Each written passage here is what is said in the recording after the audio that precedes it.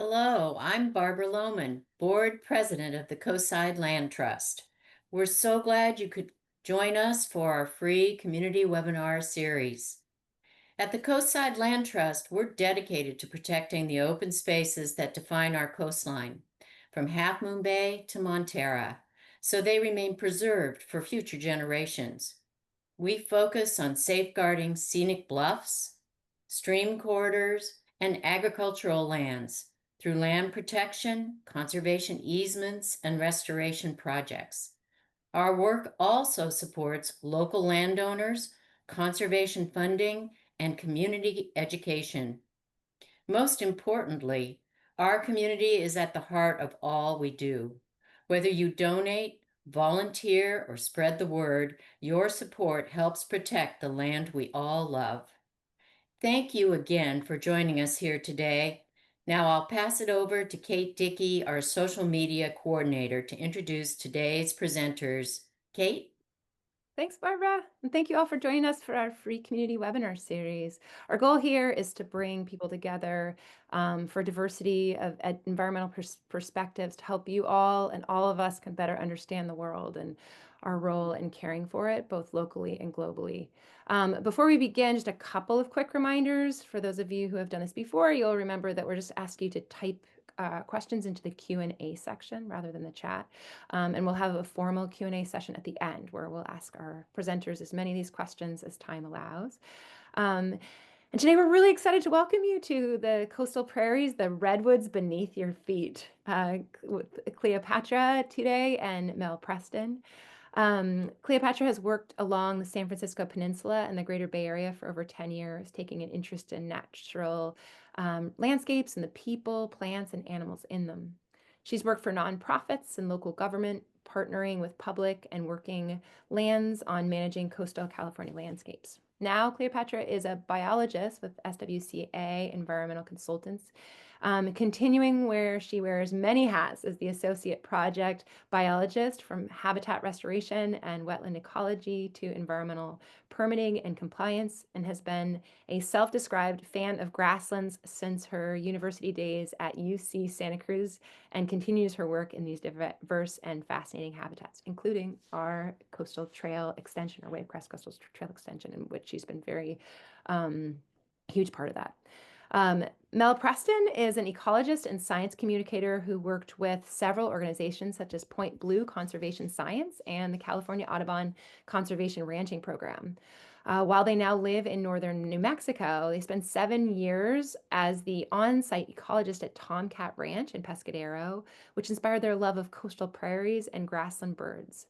Mel loves working on projects and incorporating data and creative expression to effectively communicate science and support conservation actions on the ground, including our Junior Land Stewards program. They love illustrating the natural world and work in various formats depending on the needs of the project, including printed booklets. We'll share some of this in the follow-up as well after our presentation. ArcGIS, story maps, and this talk today. In their free time, they cook, garden, paint, hike with their 2 dogs. Favorite recent grassland observation with finding migratory chestnut-collared long spurs in a high elevation meadow in Taos County. Their favorite native prairie grass in New Mexico is Perry's oatgrass, which is related to California oatgrass, but much bigger. So I will turn it over to our presenters. Please join me in welcoming Cleopatra and Mel Preston. Thank you. Hey, thanks. I want to start off our talk by asking the question, what is coastal prairie? Zooming out and talking about grasslands in general, grasslands make up a huge part of California. Go on any highway, 101, the 5, the 280, and you'll see an abundance of grass, like in the picture here that I took in Hollister. And this is what we're used to seeing when we think of grasslands, gold fields across California. However, roll back 300 years, and this landscape would look a lot different to what the gold fields we're used to today, as the fields we're used to today are made of annual grasses that live only one season. And by the 1860s, most of California had been converted into these annual grasslands brought in from cattle imported from Europe and the Mediterranean. Rolling back 300 years, these pictures here are more of what you would see in California, and these are our native grasses. And California native grasses stand apart from the non-native annual grasses in that these are primarily perennial, meaning that they stay alive not for just one season, but for years, and only die back a little bit during the late fall to conserve resources. And today, if you look carefully, we can still find native perennial grasslands, like the pictures I took here from Wallala in Northern California and in Half Moon Bay at Pillar Point.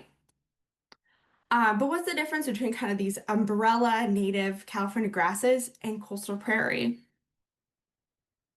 So here's a map of the West Coast.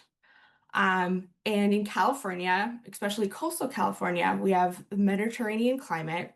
And in coastal regions, we have what we call the maritime Mediterranean climate, meaning that we have strong solar heating in the inland portions of California and the cold Pacific coast.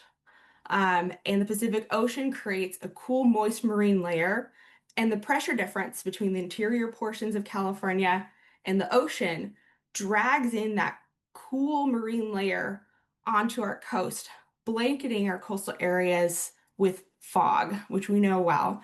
And this fog protects us from extreme temperatures, creating cool winters and cool summers and lots of fog. And this fog is key to creating the moist environment that's different from interior portions of California.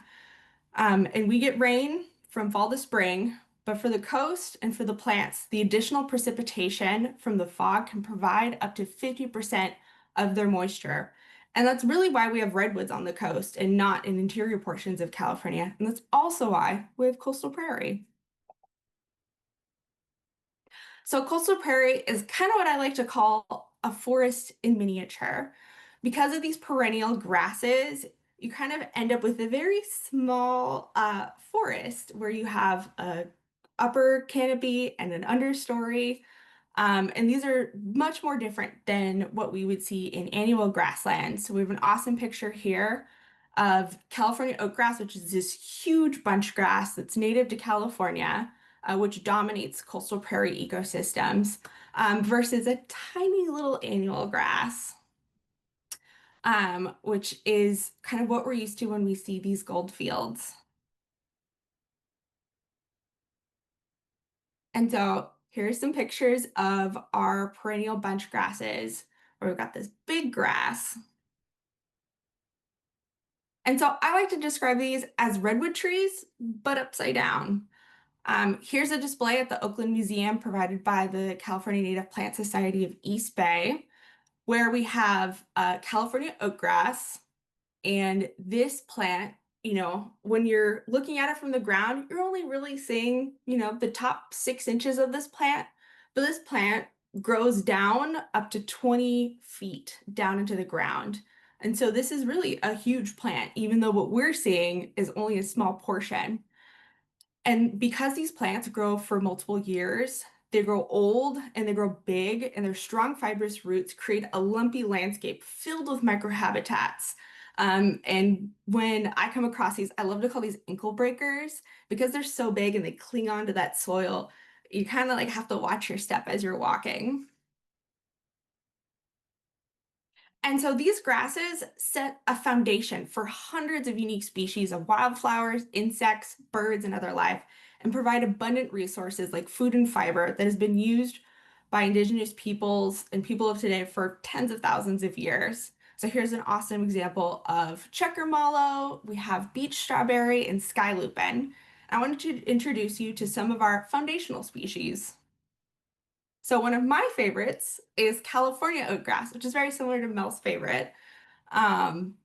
This is one that you can see out at Wavecrest today, and is typified by kind of like when they kind of are done seeding, the grass stems kind of lay down. It kind of looks like hay on the landscape. It's really cool. We also have Pacific tufted hairgrass, red fescue, Pacific reed grass, which is really big and actually can get up to like your calf or your hip. These are really cool when you come across kind of Pacific reed grass dominated landscapes. So where is coastal prairie found? What we call coastal prairie is restricted to a small strip of grasslands along coastal terraces and coastal bluffs.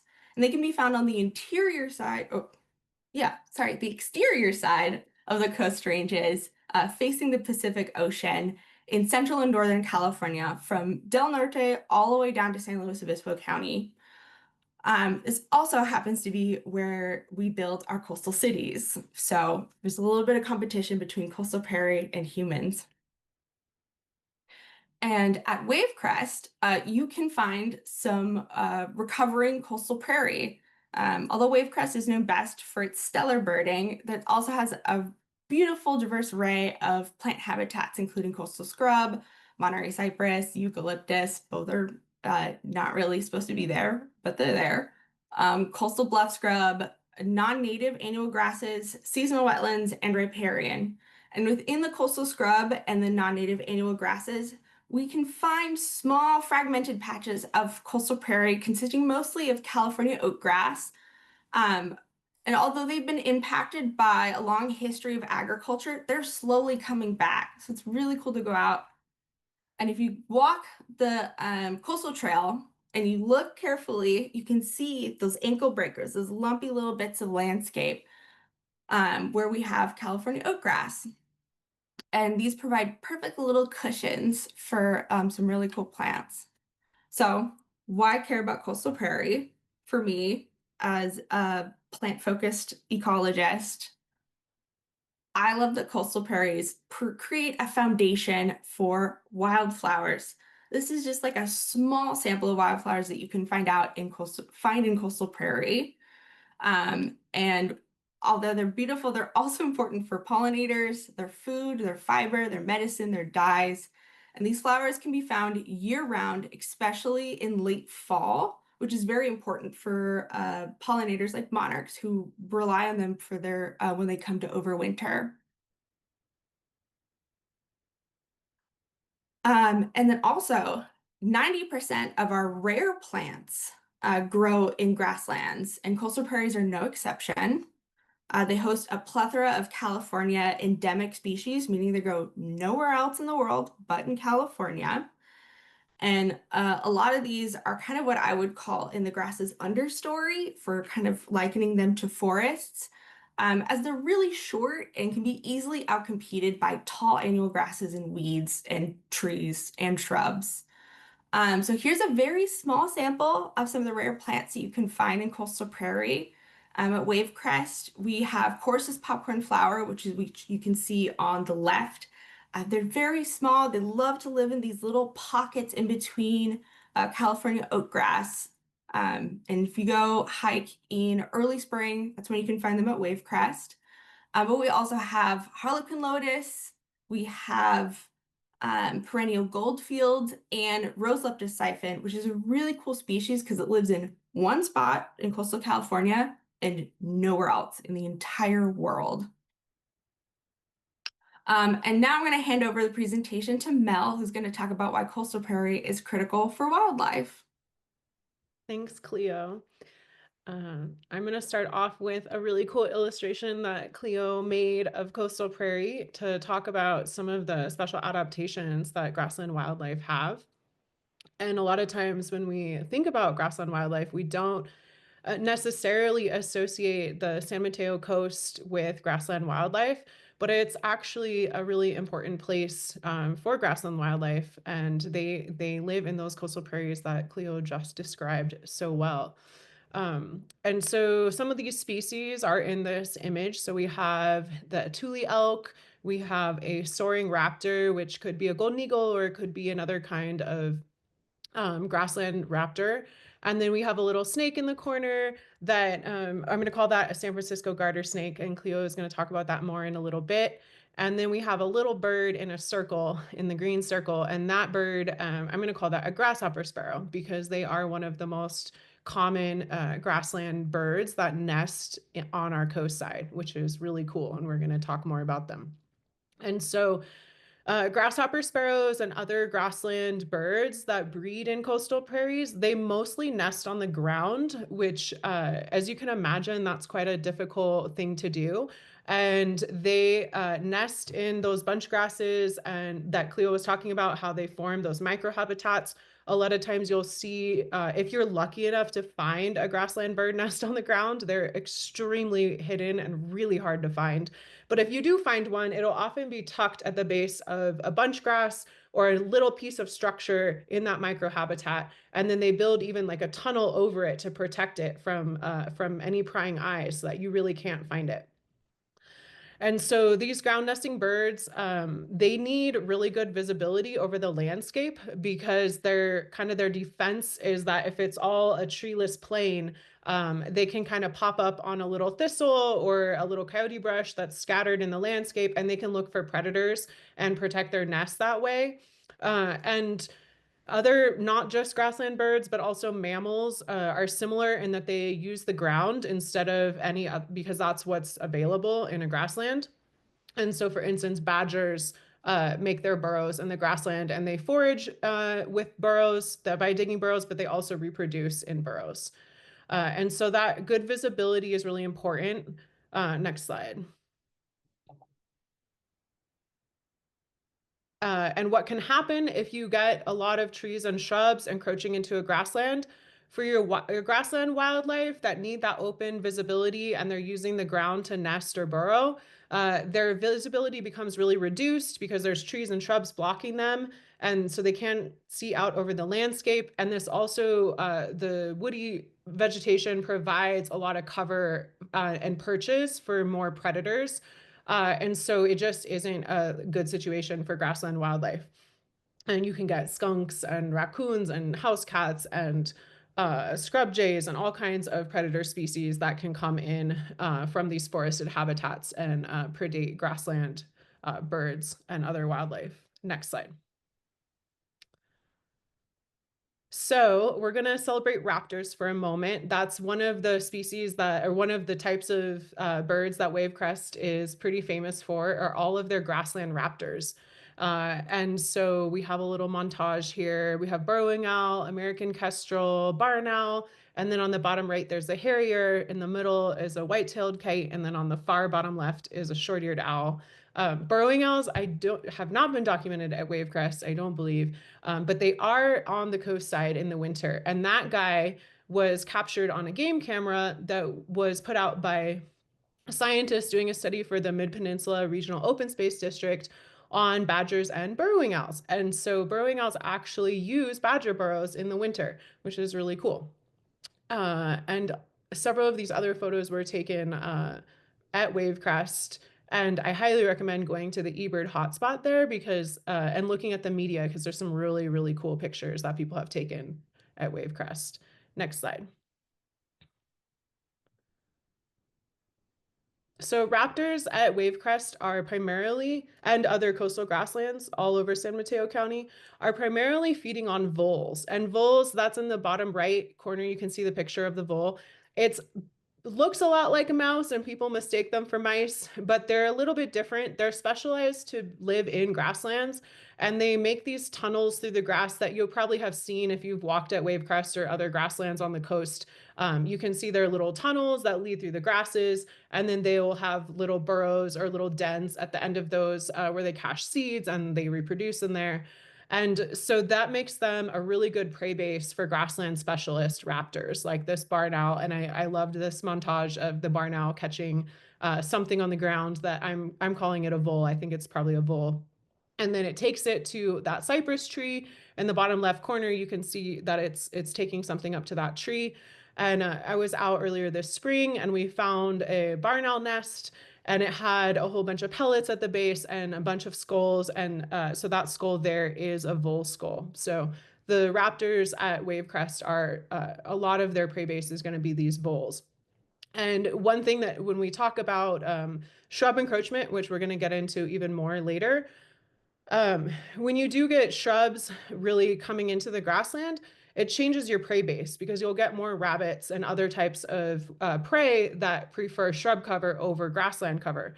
And that will also change your raptor species composition. And you'll probably get more generalist species like red-tailed hawks and great horned owls, which we love, but they are not grassland specialists. And so when you have a changing habitat on the landscape, it will change also your raptor species composition. And you may have a lot of what we call agonistic interactions, which is fighting. And those photos are also on the eBird hotspot. If you check them out, there's some crazy photos of kites and red tails fighting, and crows and red tails, and all kinds of different species that are kind of competing with each other for the resources on the grassland. Next slide.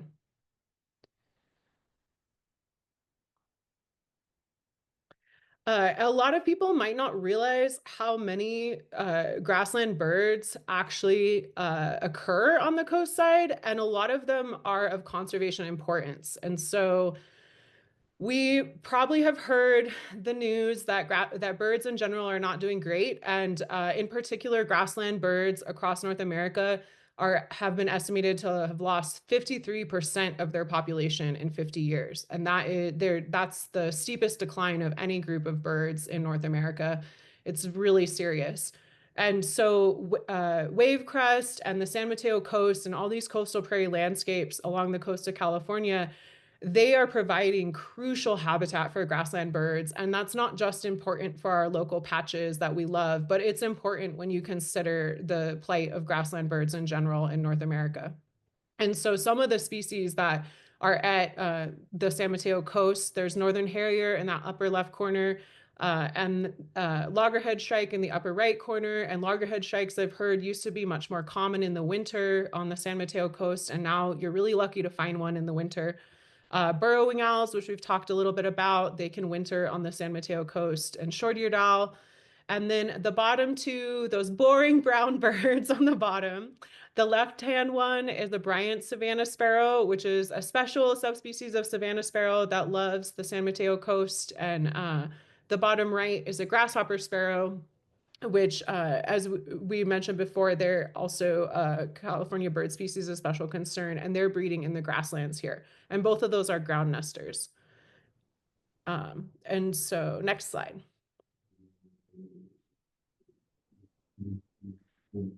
So we're going to jump into grasshopper sparrows a little bit, because that's something I got to work on for a long time as part of the Rangeland Monitoring Network with Point Blue Conservation Science. And we partnered with several ranches on the San Mateo coast to monitor grassland birds over the last decade.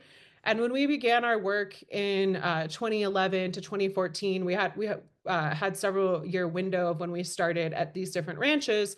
A lot of them were just beginning to stop mowing. So they stopped mowing within the first few years of our sampling efforts. And as a lot of you if you live on the coast side, you're probably aware that mowing the grasslands is one of the main ways that people have kept them open for a long time. And there was a lot of pushback to that, for valid concerns about the effects of mowing and fossil fuel use and all that kind of thing. And so a lot of programs stopped mowing grasslands in the last decade. And so this aerial image is from a series of aerial images is from one point that was in our study.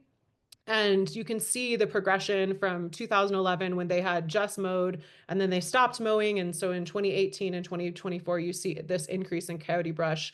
And it's important to note that these sites were all grazed for the whole study in the same way. So the grazing was consistent, but the mowing was the thing that stopped.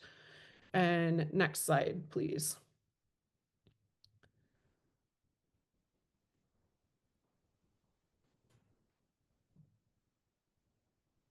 So unfortunately, we did observe a dramatic increase in shrub cover over the decade of the study. And we also, over that same time period, noticed a dramatic loss of grasshopper sparrows. And so in the first years of our study in 2014, these data are from 2014 from all three ranches, we had really high numbers of grasshopper sparrows, and we were really excited because this hadn't actually been documented on the coast side with such high numbers. And these were the highest counts for grasshopper sparrows of any sites in our entire statewide network at the time. And so we were really excited about grasshopper sparrows when we first started this work. And then over the years, they declined. And in 2024, we had almost no grasshopper sparrow detections on these 3 ranches. And the thing that we noticed was that the shrub cover was increasing so much during that time in these grasslands. And 2014, the average shrub cover was about 25%, and that seemed fine for grasshopper sparrows. But by 2024, shrub cover averaged almost 50%, which I argue is not a grassland anymore. So a grassland wildlife is not going to be able to use the habitat in the same way. And yes, so this is published in the Grasslands Journal recently if you want to check out the nitty-gritty of the science details. But the main thing to come out of this finding is that we're recommending to increase the grassland patch size on the coast. And Cleo is going to talk more later about how we can do that. And next slide, please. Okay, so badgers. The badger picture on the right is from the camera trap study, and it was for a linkage corridor and habitat suitability that Mid-Peninsula Regional Open Space District was looking at badgers and burrowing owls, as I mentioned before. And so they put a bunch of game cameras up at all the badger burrows they could find, and this is one of the badgers that they found on there that they got a picture of, which is really cool. And the left-hand picture, it was in the other slides, but that is a badger burrow that I found and took a picture of. And so these are also a California species of special concern as a mammal, and they're not doing super great, and they are a grassland obligate mammal. And next slide, please. And so we do actually find quite a few badger in the coastside, which is really cool that they are here and they hopefully here to stay. So this map that was produced by that study, has the linkage corridor recommendations on it. It shows in green and yellow, those are all the places that badgers really like to be and that they can move through. So there's grasslands there that they can move through. And then the blue and the red are places that are urbanized or forested, and that our badgers have a really hard time moving through those places. And then those pale yellow lines are the recommended linkage corridors to help the badgers move around.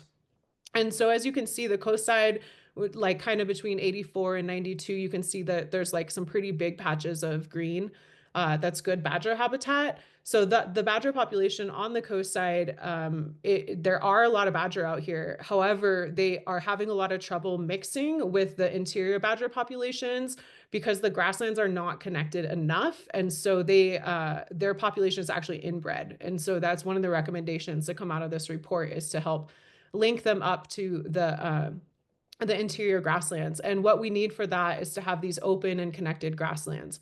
And so I'm going to pass it back to Cleo in a moment, but the main message for the wildlife that are using our coastal grasslands is that they need these grasslands to be open and they need them to be connected so that they can move around and have the appropriate habitat for breeding and all the other things. Okay, Cleo, it's all yours.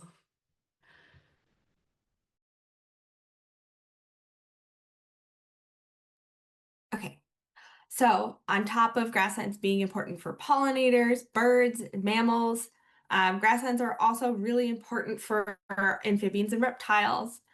So here we have our iconic San Francisco garter snake that only lives here on the San Francisco Peninsula, and California red-legged frog.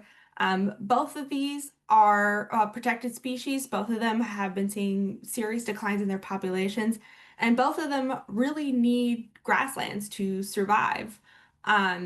They and other amphibians and reptiles use the rodent burrows within coastal prairie to shelter over the winter, to take a respite during the hot summer days. They also use the grasslands for foraging and dispersal, and migrating and basking for when they need to kind of warm up. And these habitats are just as important as the ponds and the creeks that they rely on.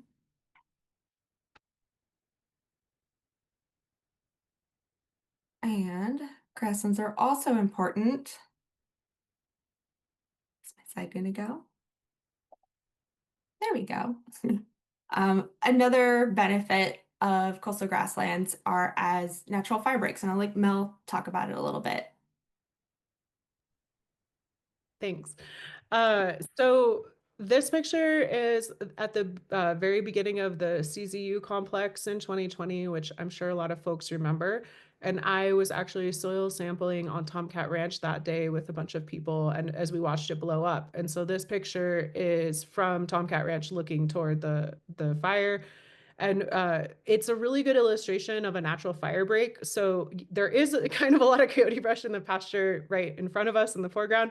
But you can see, if you look into the opposite hill, that there is a really big open grassland area. And then even behind it on the hillside, following behind it, that you can't really see in the photo, there's a lot of grassland back there too. And these are making natural fire breaks. And this kind of mosaic of habitats occurs throughout the coastside. And these grassland fire breaks are really important for human communities, as well as being these incredibly important ecosystems that we just talked about. And next slide, please. And compare this to a man-made fire break. And so during the CZU complex, there were a lot of fire breaks that needed to be bulldozed, and that is really dangerous work. It's really expensive, and it has ecological impacts. So they definitely have to do it to save the communities and prevent loss. But the things that happen after is you get a lot of invasive species moving in. And so you can kind of see in this photo that there's a hemlock patch coming in, but you'll get a lot of invasive plants that colonize that bare ground and create a problem for land managers for many, many years afterwards. You also will have a lot of erosion, and the hydrology becomes changed depending where the areas are bulldozed for the fire breaks. It can really change your hydrology and cause a loss of soils. So having a lot of bulldozed fire breaks can have a lot of negative impacts after the fire is over. And so and you compare that to all the benefits that you can have if you maintain and steward these coastal grasslands to be thriving ecosystems, but also fire breaks for human communities. And pass it back to Cleo. So, as Mel's kind of hinted, we are losing our grasslands, and we have already lost a lot of our intact remnant coastal prairie.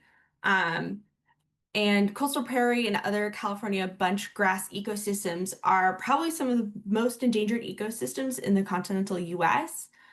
We don't really have a number or a map of how much we've lost or how much remains, because really by the 1860s, much of our perennial grasslands were already converted into these lands. And what we have left are incredibly small, very degraded and fragmented. And so a lot of that loss is due to urbanization. Like I said before, we really love to put our cities on the coast, which is where a lot of our coastal prairie is. Intensive agriculture, so row crops, overly aggressive grazing, and then historical tilling. So historical land use, we have a lot of San Mateo County was tilled for hay and flax and other crops. And now a lot of coastal prairies being outcompeted by annual grasses, and historically was subjected to overly intensive grazing. And then also the communities that do remain are now being threatened by a lack of ecological disturbance. And I'll talk about that really soon. And so when we have coastal prairie and you've impacted it and it's starting to return, coastal prairie communities can take decades to centuries to reform, and likely they're never going to be what they used to be. So it's really important that we're conserving what we still have. And so when I talked way at the beginning about that marine layer that provides all this moisture for the coastal prairie to grow, that moisture also makes a great environment for trees and shrubs to outcompete grasses. So you can see here in this picture, we have some coastal prairie that is surrounded by Douglas firs, and we have shrubs on the landscape that are slowly starting to crawl in. And without something to keep the shrubs and trees at bay, grasslands are slowly being consumed by woody plants. Mel had a really good photograph description of this earlier when talking about birds. And then here is a series of pictures from Creekside Science where you have an image of San Bruno Mountain. This is on the north side of the mountain in 1982 versus 2014. You can see how much the shrubs and trees are kind of crawling up from the valleys into the ridges. So, how have coastal prairies persisted for millennia before all this? So the key to maintaining coastal prairie is disturbance. Um, because of the moisture, we need an element of disturbance that kind of holds back the trees and shrubs from outcompeting the much smaller grasses. So historically, these ecosystems were maintained by grazers, historically elk, and today cattle, if you do it at a low to moderate intensity, can help provide some disturbance. And then also fire via indigenous people who, in partnership with conservation lands, continue to bring back fire practices to our landscape in California, kind of hold those trees and shrubs at bay. So when you take away that disturbance, when you take away the grazers, when you take away the fire, when you take away, any sort of disturbance that's keeping those shrubs and trees at bay, they come back and convert our beautiful coastal prairie into shrublands and forests. And so disturbance maintains the mosaic that makes our landscape diverse and beautiful. And it kind of allows for shrubs, forests, and grasslands all to exist together in harmony. And when you take that away, you end up lowering the biodiversity by removing our coastal prairie. And so it's important for biodiversity not to just have one kind of habitat, but we need many to build a healthy coastal ecosystem. So we need the coastal scrub, we need the forest, and we need the grasslands to build a patchwork of habitat, like a quilt. And disturbance is the key to maintaining that mosaic. So when we think about restoring our coastal prairie, unfortunately, there's no silver bullet to just be like, oh, it's this one thing we need and that'll fix everything. That's not how it works. Each case is unique. Each site that you work on is unique. And how you can find solutions is going to be unique. So there are some starting points. You can start with target invasive species control. You can do some targeted woody plant removal of some smaller diameter trees and shrubs. You can also do some dense plantings, some timed seeding. But really what these landscapes need is bringing back that disturbance regime. And you can do that through a combination of, you kind of need a tool belt. It's not just one thing. So introducing prescribed grazing that can do low to moderate intensity grazing. So not too much, but just enough. Good fire, so prescribed fire where you can do broadcast burning, you can do pile burning, and that's really going to keep those larger trees and shrubs at bay. And there's also other methods, like Mel mentioned, there's mowing is a technique, even though that's going to have its pros and cons, as all of these have their pros and cons. But really, long-term stewardship, when we're thinking about stewarding and conserving and restoring our coastal prairie, that long-term stewardship is necessary. And not all hope is lost, and I've been very kind of doom and gloom about losing all of our remnant coastal prairie. But I wanted to highlight a few groups who are stewarding and restoring our local coastal prairie. I'll let Mel take these slides. Well, Coastside Land Trust is number one on the list. And so they've been stewarding and restoring coastal prairie through the Junior Land Stewards program and their volunteer program. And this is us out on, and Cleo is, I think, took this picture. So we're out there looking at one of their plantings earlier this spring. So that's really one really cool example to keep supporting. And next slide. We also I wanted to highlight a partnership with Amundsen Land Trust, State Parks, and San Mateo Resource Conservation, who I used to work for, at Curoste Valley Cultural Preserve, which is near Año Nuevo State Park. They're really putting in the tool belt, and it's really all hands on deck, where they're doing prescribed burning, Douglas fir thinning, seeding, and planting. It's really everything to kind of help maintain that mosaic. And this last one, I don't know personally about, but we found their story map online, and it's a coastal prairie restoration project in Montara at Rancho Corral de Tierra, and they have a really cool story map. So if you want to learn about this one, there's the link, and you can click through and see about their project and photos and before and after. And it looks like they're doing really good work and having successful results. Lastly, a local steward can be you. So doing nothing in coastal prairie is a choice. Disturbance is necessary for the success of these grasslands, and humans have been a part of that success for thousands of years. Focusing on stewarding existing coastal prairie rather than trying to create whole new ones is kind of where we want to focus our attention, though creating new ones is also really important. And these grasslands require constant long-term stewardship. I'm going to keep like hammering that they need that long-term stewardship so we can maintain these grasslands. And we need to increase the scale and restoration of these landscapes, kind of focusing on the larger landscape, doing prescribed fire, managing woody encroachment. And then what you can do as an individual, you can volunteer. I'm going to put a plug in for volunteering at Coastside Land Trust. You can vote for initiatives that are beneficial to grasslands. You can donate to really awesome nonprofits that do grassland work. You can also support grassland-oriented projects. You can join grassland-focused groups. There's some really cool ones, including Coastside Land Trust. Some other groups I wanted to highlight are the California Native Grassland Association, very on the nose. They're super awesome, provide a ton of resources about how we can manage grasslands. We also have the California Native Plant Society in San Mateo County. We kind of have two chapters. We have the Yerba Buena chapter and the Santa Clara chapter that kind of cover all of San Mateo County.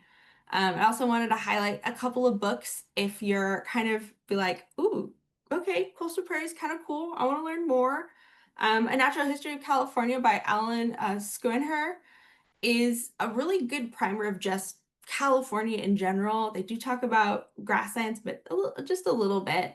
And then the big book, California Grasslands, Ecology and Management by Mark Stromberg, Jeffrey Corbin, and Carla D'Antonio. This is like the book when we're thinking about how we manage California grasslands. There's been a lot of work and research that's been done after the fact, but this is a great place to start. And then Mel, do you have any last things you want to say? No, that was awesome. I'm ready for questions. Awesome. Well, thank you guys so much. Thank you for sharing so much and connecting us all with both the work that you're doing and the research that you've been doing on this really, really essential and threatened habitat. We have a couple of questions before we begin. Let's start with Denise is asking, is there a study that refers to the percentage loss of birds along our coast? And she also asked, just clarifying, like what percentage over, she was asking for you just to restate what percentage over time, what percentage over what period of time did you mention, Mel, on your prior slide? Yeah, so there's a really big, I believe it was 2019. I can find the citation and send it out in the follow-up, but they were looking at birds across North America, and population losses, and there's been 3 billion birds lost in the last 50 years, which is a lot. And of that group of all birds, grassland birds had the steepest declines, and those were 50% in 50 years, 50% of the population lost. And in terms of the San Mateo coast, I don't believe that we do have hard numbers for grassland bird lost on the San Mateo coast. We have there's a lot of different sources of information. There's Christmas bird counts, there's breeding bird surveys, there's different research projects like the one I mentioned. So we have little pieces of information, but we don't have like a comprehensive publication or understanding of the whole coast side of how many birds have been lost. Okay.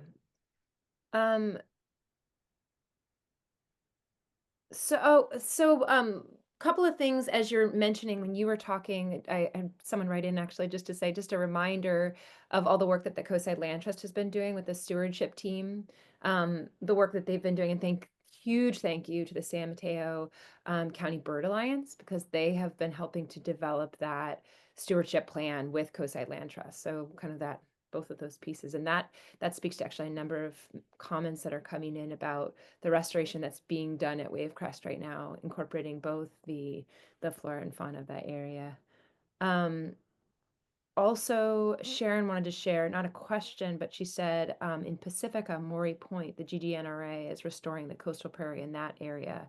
Also major work being done and worth checking out. I don't know if either of you want to speak to that at all, but Not really. We just pick a very small sample of local stewards. There's obviously a ton of other things happening around coastal San Mateo County and kind of the greater coastal California. But I love visiting Maury Point. It's absolutely gorgeous. awesome. Do you want to speak? Perry was just asking if you're right in it, Cleo, with this, the work, the restoration work, and the work you're doing as they're developing the Wavecrest Trail, just the stewardship piece that's coming along with that.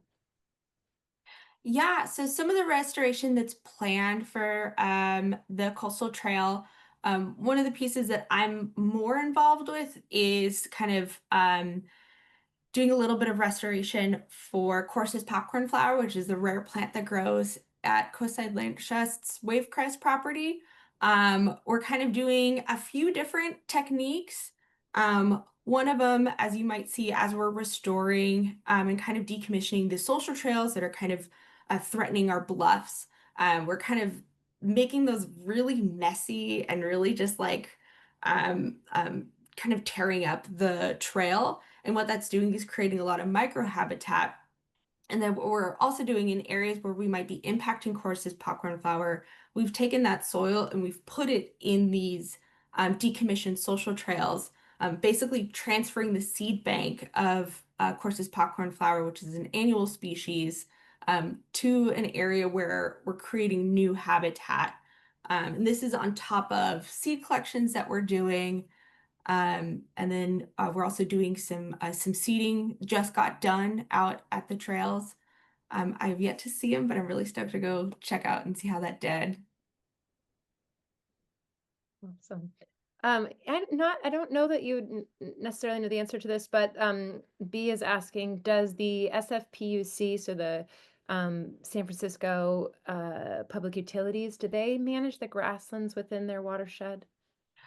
I believe that they do. When I used to work for the San Mateo Resource Conservation District, I know that they were doing planning, and I believe they implemented some prescribed burning there. And so that's a great way to help manage your grasslands there. But I'm sure someone at SFPUC would be much more knowledgeable than me. Yeah. B was also asking, what are San Mateo County land use policies regarding grasslands? That is a great question. So part of coastal San Mateo County, we have a local coastal plan, which kind of outlines the natural resources that we want to protect here on the coast.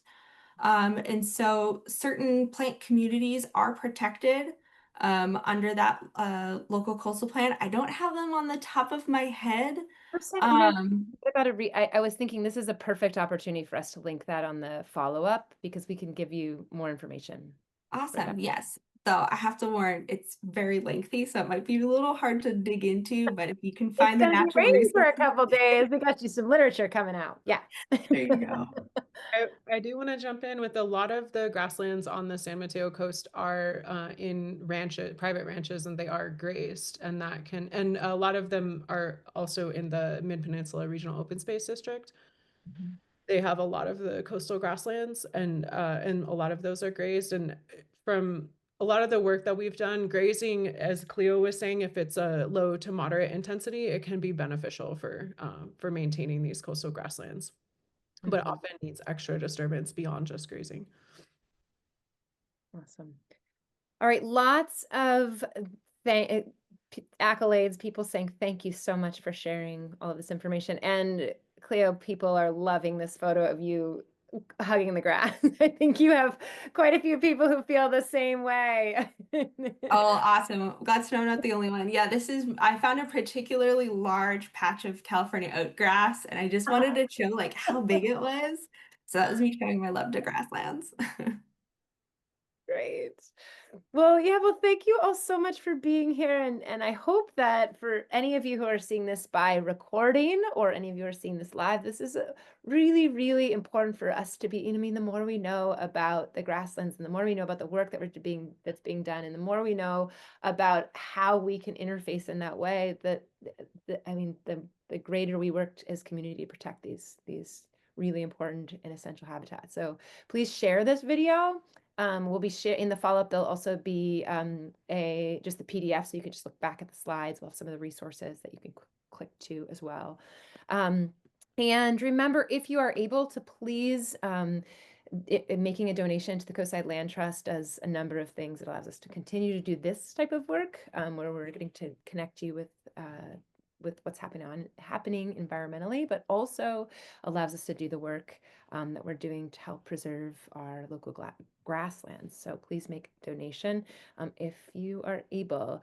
And we will be sending a follow-up email with all of the links to everything on Monday. So keep your eyes out for that.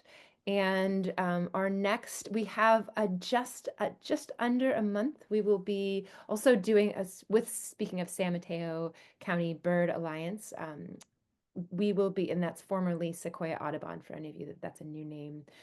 We will be hosting a Wavecrest Raptor Walk.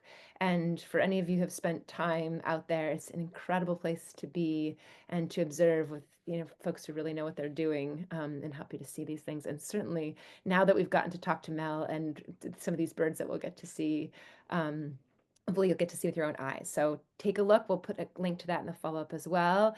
And you can enjoy all of our late fall blooms that Cleo was referencing too when we're out there walking through the coastal prairie. So thank you all. Thank you so much, Mel. Thank you, Cleopatra, for being here today with us. And thank you all for being here on a misty day. All right. Bye-bye. Have a wonderful Saturday. Bye. Thank you.